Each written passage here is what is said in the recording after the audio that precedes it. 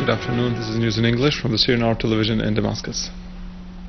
President Bashar al-Assad issued law number 11 for the year 2013 that includes adding a new article to the penal code on the involvement of children in combat operations. The new article stipulates for sentencing imprisonment with hard labor for a period that ranges between 10 and 20 years, in addition to a fine between 1 million and 3 million Syrian pounds for each person who recruits a child under the age of 18 years old, with the aim of engaging him or her in combat operations or other related acts. The penalty to be intensified into life imprisonment with hard labor if the act resulted in causing permanent disability to the child, or a sexual assault on him or her, or giving his narcotic drugs during the process, or any substance that affect the mind. The penalty would be a death sentence if the crime resulted into the death of the child. Minister of Information al-Zoubi asserted that the political leadership in Syria is still committed to the political solution which it called for since the beginning of the crisis in the country. The leadership believes, according to al-Zoubi, that the national dialogue is the essence of this political solution. This dialogue has no place for any non-Syrians. On the occasion of the 50th anniversary of a Thawra newspaper, the minister said that the Muslim Brotherhood as a political organization has shown no ability to give a model to the administration of any state authority within 1 year. They disrupted the reputation of Egypt and gave the worst model of administration in the first examination. It has become very clear that the model of Turkey is useless to lead a state full of multilateral political, social and cultural aspects. Russian Foreign Minister Sergei Lavrov asserted that the US should define its attitude to the initiative of the international conference about the crisis in Syria. Shortly before meeting his American counterpart John Kerry in Brunei, he stressed the importance of a clear American attitude to this initiative. The two foreign ministers agreed last May on holding this conference according to agreed understandings reached in Geneva. Communique.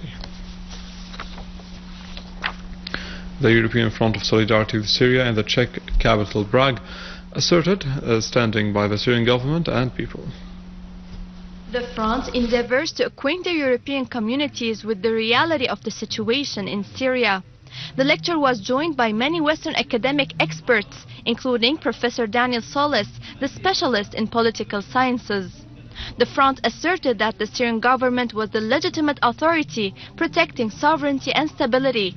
Syria's enemies aim at igniting a civil war as part of the international conflict on this region. The lecture proved that the Western mass media continue to tell lies and false reports about events in Syria. The lecturers asserted that President Bashar al-Assad has the support of 70% of the Syrian people.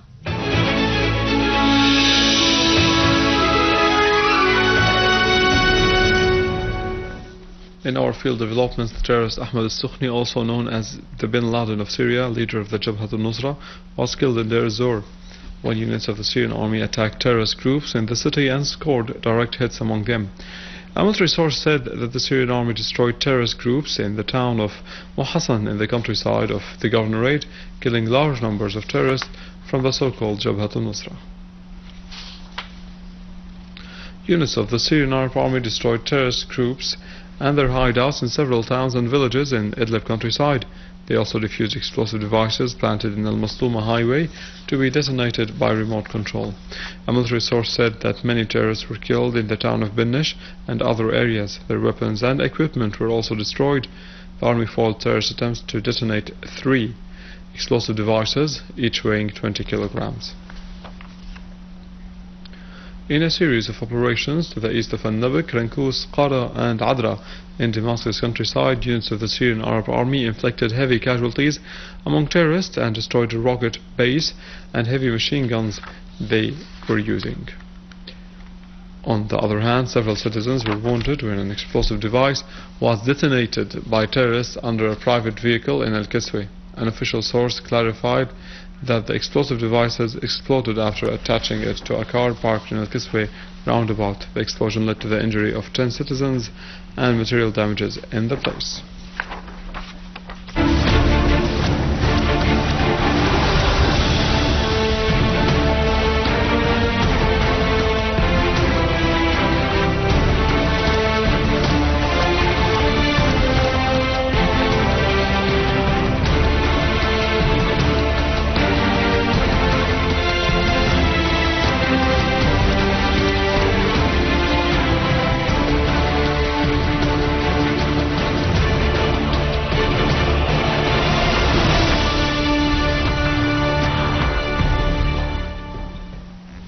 That was it. More details on our website www.syriaonline.sy. The latest in the world of finance in our economic news, but after the break.